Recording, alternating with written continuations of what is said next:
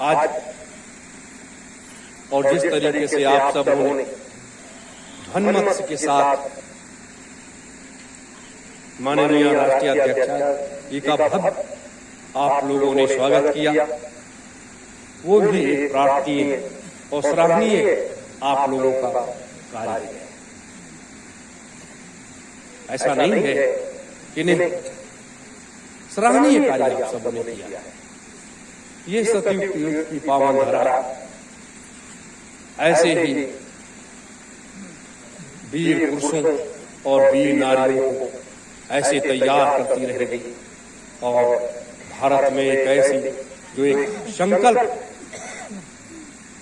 परम पूज्य महान संत सम्राट जी ने 18 मई 1992 को एक संकल्प दिलाया था कि जब तक हम अपने कामयाबी को हासिल न कर ले तब तक हमें आपको न झुकना है और न रुकना है। उस शब्द को गुरु का एक वाक्य ही वो ब्रह्म वाक्य होता है और उसको धारण किए हुए अनवरत अपने लोग हर कदम उठाते रहे और बड़े बड़े संघर्षों को झेलते रहे और आगे बढ़ते रहे। कई ऐसे दौर आए, कई ऐसे मुकाम आए जब सरकार से भी टकराव हुआ और छोटा टकराव नहीं, बड़े बड़े टकराव हुए, लेकिन अपने लोग न झुके न रुके न टूटे। आज जैसे अभी इन महापुरुषों को, संत महात्माओं को और प्रमुख देवी देवताओं को माननीय अध्यक्ष जी ने अपने मुखार बिंदु से अपने लोगों से नारे लगवाए, लेकिन उसके बाद उनका गला रुंध गया, क्योंकि ये आध्यात्मिकता का एक भाव होता है। ये एक आध्यात्मिकता का भाव होता है जब व्यक्ति इतनी महत्वपूर्ण जिम्मेदारियों को संभालता है, उसका मन मस्तिष्क हिलोरे लेता है। इतनी बड़ी महत्वपूर्ण जिम्मेदारी क्या हम बातों को निभा पाए?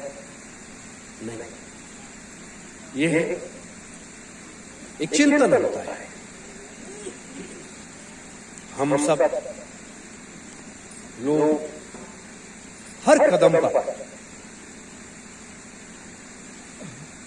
साथ खड़े हैं, हर आवाज में आवाज बन जाएंगे, हर संघर्षों में संघर्ष करेंगे, क्योंकि जिस तरीके से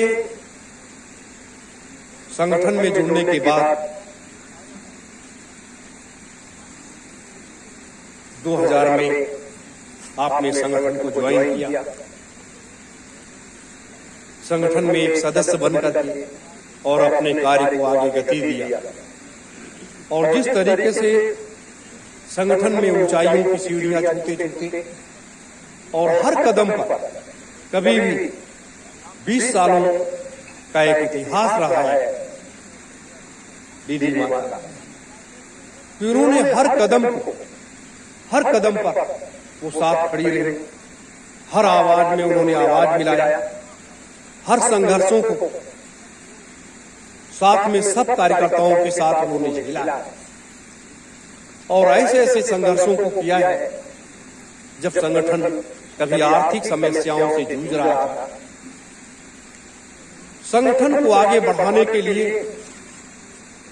गांव-गांव, कस्बों में जाकर एक एक रुपए को इकट्ठा किया है। आपका त्याग एक ऐसा त्याग रहा है जो बहुत कम लोगों में देखने को मिलता है। परमात्मा और गुरु जो होता है वो ऐसी ही शक्तियों का चयन करता है और ये देखता है कि 20 सालों का संघर्ष, 20 सालों की ये त्याग और तपस्या का फल है कि आज इतनी बड़ी महत्वपूर्ण जिम्मेदारी संगठन के लोगों ने, संगठन के संस्थापक परम पूज्य महान संत सम्राट सुभाष जी ने ये जिम्मेदारी सौंपी। और मैंने 23 जनवरी को भी इस बात को कहा था कि संगठन का एक लक्ष्य है, एक उद्देश्य है कि जब तक आप सत्ता की उस सीढ़ियों तक नहीं पहुंचोगे तब तक आप इस देश के राजनेताओं से लड़ते रहोगे और ये राजनीतिक लोग इसी तरीके से शोषण करते रहेंगे और अपने लोगों को एक आईना दिखाते रहेंगे और हमें उसे कामयाबी में बदलना है। उसी को देखते हुए इसे कामयाबी में बदलने के लिए आपके नेतृत्व में भारतीय स्वराज सेना बढ़ेगी, फलेगी, फूलेगी और सत्ता की उस सीढ़ियों को चढ़ेगी, क्योंकि आपका नेतृत्व, आपका जज्बा, आपका जोश, आपकी हिम्मत, आपकी ताकत एक ऐसी ताकत है जो लोगों में जिस समय आप भर देंगे उस समय वो व्यक्ति दौड़ता हुआ चला जाएगा और उस कार्य को अंजाम देने में वो पीछे नहीं रहेगा। क्योंकि मैंने देखा है आज जैसे इस छोटे मोटे इस आश्रम के भी संघर्ष को, कोई बड़ा इतिहास इसका नहीं है, लेकिन इसके संघर्ष में हमेशा वो आगे रहे। संगठन के संघर्ष में जब सरकार से टकराव हो रहा था, लाठियां चल रही थी, गोलियां चल रही थी, सरकार पीछे पड़ी हुई थी, उस समय भी आपने अपने कदम को पीछे नहीं हटाया और हजारों कार्यकर्ताओं के अंदर जोश और जज्बा पैदा करती रही। यही संगठन की एक सीख होती है, यही एक शिक्षा होती है, यही एक मार्ग तय होता है।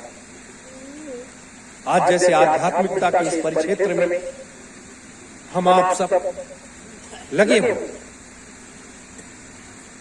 ये आध्यात्मिकता का परिक्षेत्र ही हमें राजनीति की सीढ़ियों को चढ़ने की तरफ प्रेरणा देता है।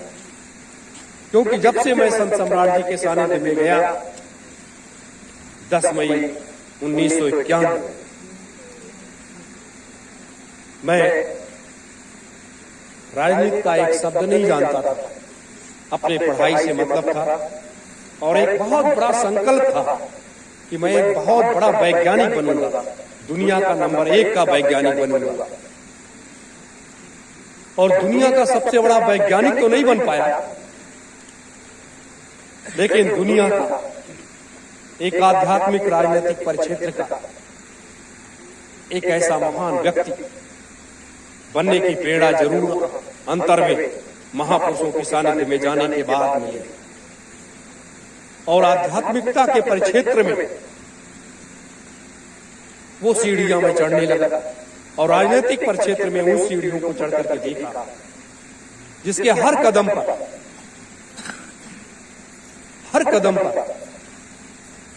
अपनी छोटी बहन बराबर साथ लगी रही। हर कदम में उन्होंने जिस तरीके से साथ दिया, जिस तरीके से आवाजें बुलंद की हैं, निराशावादी सोच को पनपने नहीं दिया। अगर कोई बड़ी से बड़ी मुसीबतें आई तो उन मुसीबतों को आगे बढ़ करके स्वयं अपने ऊपर झेल लिया, लेकिन अपने कार्यकर्ताओं को बचाया, अपने प्रमुख पदाधिकारियों को बचाया। और यह एक मुखिया की बड़ी जिम्मेदारी है। यह कार्य समय समय पर माननीय राष्ट्रीय अध्यक्ष जी ने किया और आज यह गुरु का दिया हुआ वो प्रसाद है जो प्रसाद पाने के लिए इसी संगठन में बहुत से लोगों ने संघर्ष किया कि मुझे, किसी ने कहा कि मुझे राष्ट्रीय अध्यक्ष बना दिया जाए, किसी ने कहा कि मुझे राष्ट्रीय अध्यक्ष बना दिया जाए, किसी ने कहा मुझे राष्ट्रीय अध्यक्ष बना दिया जाए। ऐसे 8 ऐसे नाम संगठन में आए। शुरुआत से एक संघर्ष चलता रहा। 1996 से अध्यक्ष बनने का संघर्ष तमाम लोगों ने किया, लेकिन पूज्य गुरुदेव का आदेश नहीं मिला। यही एक बड़ी परंपरा। और जब उस योग्य व्यक्ति, जब महापुरुषों की तलाश पूरी हो जाती है और महापुरुषों की परीक्षा में व्यक्ति जब पास हो जाता है, तब जो है उसको वो चीज मिल जाती है। और जब उनकी तलाश पूरी हुई, जब सारी परीक्षाओं को पास करने के बाद ये देखा कि इस देवी शक्ति में, इस नारी में ये दम है, ये जज्बा है, ये जोश है जो इस कार्य को अंजाम दे सकती है और भारत की राजनीति में एक बहुत बड़ा भूचाल, एक बहुत बड़ा बदलाव ला सकती है। तब इतनी बड़ी जिम्मेदारी को दिया। आज जब हम आप सब निकलेंगे आगे बढ़ने के लिए अपने कदम को, भारतीय सुभाष सेना अपने राजनीतिक परिक्षेत्र में अपने कदम को आगे बढ़ाएगी आपके नेतृत्व में, तो एक नया तूफान खड़ा होगा। जैसे तूफान खड़ा हुआ था सन 92 से लेकर के और 2011-12 तक, उससे भी भयंकर तूफान देश में खड़ा होगा। तब उस समय देश की हालात और स्थितियां ये नहीं थी जो आज देश की हालात स्थितियां हैं। उस समय कुछ और हालात स्थितियां थी और आज तो देश की हालात स्थितियां उससे ज्यादा बद से बदतर।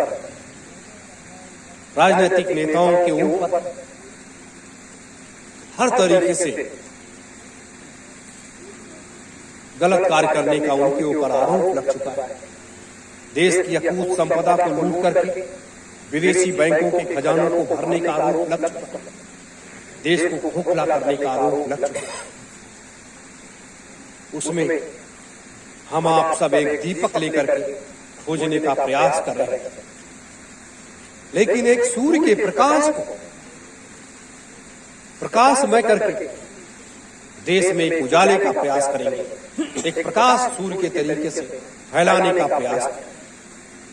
यही भारत का वो आध्यात्मिक और राजनीतिक परिक्षेत्र है। और जब से संगठन बना, संत सम्राट जी ने बनाया, तब से इसका शुरू से नाम दिया था कि सबसे पहले हम आध्यात्मिक हैं, उसके बाद हम राजनीतिक। आध्यात्मिक का मतलब कि हम गुरुमुखी हैं, गुरु की आज्ञा का पालन करने वाले लोग हैं, साधन भजन करने वाले लोग और शुद्ध शाकाहारी और अच्छे मार्ग को तय करने वाले लोग। इसलिए हम सबसे पहले आध्यात्मिक और उसके बाद हम राजनीतिक। वर्तमान जो राजनीति चली है 75 वर्षों की, वो राजनीति की हम परिभाषा नहीं कहते। हम वो राजनीतिक हैं जो राज्य की नीतियों को सही तरीके से तैयार करके और उन नीतियों को लागू करना और पूरे राज्य की व्यवस्था को संचालन करना, और जिसमें एक भी प्रजा दुखी न रहे, सभी खुशहाल रहे। हम उस राजनीति की परिभाषा को आकलन करते हैं और उस राजनीति को करने के लिए आगे बढ़े। आज जब ये चीज हो रही है, ये व्यवस्था बदल रही है, इस रात्रि की बेला में, चंद्रमा के प्रकाश में और इस सतयुग तीर्थ की गोमती के तट पर हम आप सब बैठे हुए हैं और ये धर्म ध्वजा के सानिध्य, महापुरुषों के सानिध्य में बैठे हुए। ये एक बहुत बड़ा चिंतन है, ये एक बहुत बड़ी बात है, एक बहुत बड़ी चीज है। ये मत सोचो यहाँ कोई शराब और मांस का सेवन करने वाला व्यक्ति नहीं है। ये धार्मिक क्षेत्र में एक ऐसी जगह जहां पर कभी 88,000 ऋषियों ने बैठ करके कठोर साधना किया था और उन स्थितियों को प्राप्त किया था और उस मार्ग को तय किया था। और आज उस जगह हम आप सब बैठ कर उस मार्ग को तय करने के लिए आगे बढ़े, उस लक्ष्य को प्राप्त करने के लिए आगे बढ़े।